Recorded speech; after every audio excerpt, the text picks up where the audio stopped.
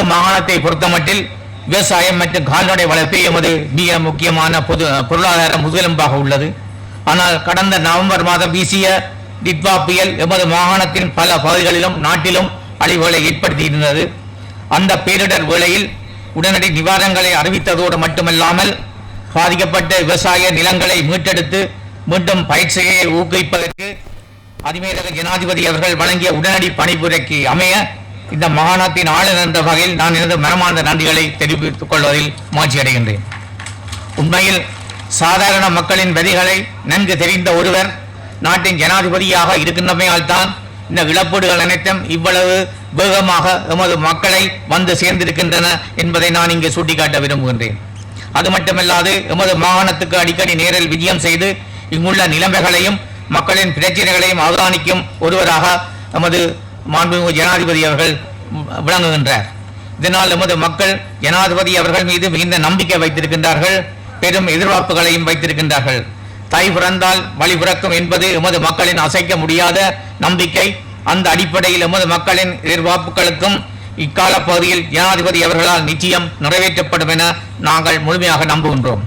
இயற்கை அனர்த்தத்தால் பாதிக்கப்பட்ட எமது மக்களின் வாழ்க்கையை துரிதமாக மீள கட்டியெழுப்போது மாத்திரமல்லாது அவர்கள் முன்னர் இருந்த நிலையை விட சிறப்பானதொரு நிலையை அடைவதை உறுதி செய்ய வேண்டும் என்ற நோக்கில் மாகாண நிர்வாகம் முன்னெடுக்கும் அத்தனை நடவடிக்கைகளுக்கும் அரசாங்க ஒத்துழைப்பு நமக்கு விரைவிலே கிடைத்து வருகின்றது. எமது மக்களின் துயர் துடைக்கவும் அவர்களின் நம்பிக்கையை மெய்ப்பிக்கவும் எம்மோடு இணைந்து பண்டிகையை கொண்டாடவும் வருகின்றுள்ள மாண்பு ஜனாதிபதி அவர்களையும் ஏனைய விருந்தினர்களையும் வடக்கு மாகாண சபையில் சார்பாக அன்புடன் விடைபெற்றுக் கொள்கிறேன். நன்றி.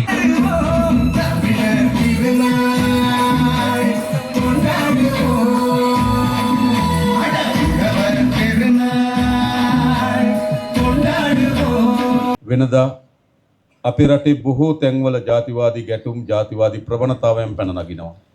மற்ற காலங்களில் எமது நாட்டில் பல இடங்களில் இனவாத போக்குகள் இனவாத முரண்பாடுகள் தோன்றுகின்றன. අපිට අවශ්‍යයි ජාතිවාදීන් තොර ජාතික සමගිය පිරුණු පොහොසත් රටක්. எங்களுக்கு இனவாதம் இல்லாத இன ஒற்றுமை கொண்ட தேசிய ஒற்றுமை கொண்ட ஒரு நாடு தேவை. ඔය ඉපදුනත් இங்கு பிறந்ததாக මොන இருந்தால் භාෂාව කතා කරත් எந்த மொழியை பேசுகின்றதாக මොන இருந்தால் ආගම දැහුවත් எந்த சமயத்தை මොන பின்பற்றதாக இருந்தால் සංස්කෘතික ජීවත් වුණත් எந்த கலாச்சாரத்தின்படி வாழ்ந்தாலும் මේ සෑම කෙනෙකුටම இந்த அனைவரும் අපේ රටේ අභිමානවත් පුරවැසියෙක් ලෙස අයිතීන් සමග ජීවත් වීමේ වටපිටාව හැදීම තමයි අපගේ අපේක්ෂාව. இந்த நாட்டின் ஒரு பிரஜை என்ற வகையில் அபிமானத்துடன் வாழக்கூடிய ஒரு சூழ்நிலை உருவாக்குறது தான் எங்களுடைய பொறுப்பு.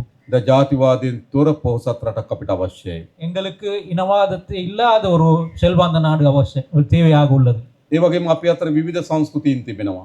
எங்களுக்கு இடையில பல கலாச்சாரங்கள் உள்ளன. රටක් ලස්සන වෙන්නේ කොහොමද?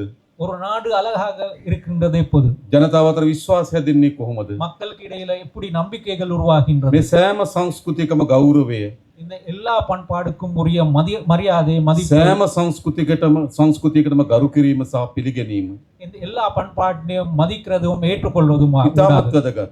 அது மிக முக்கியமானது. අපි එහෙම රටක් හදන්න ඕන. நாங்கள் அவ்வாறான ஒரு நாட்டினை உருவாக்க வேண்டும்.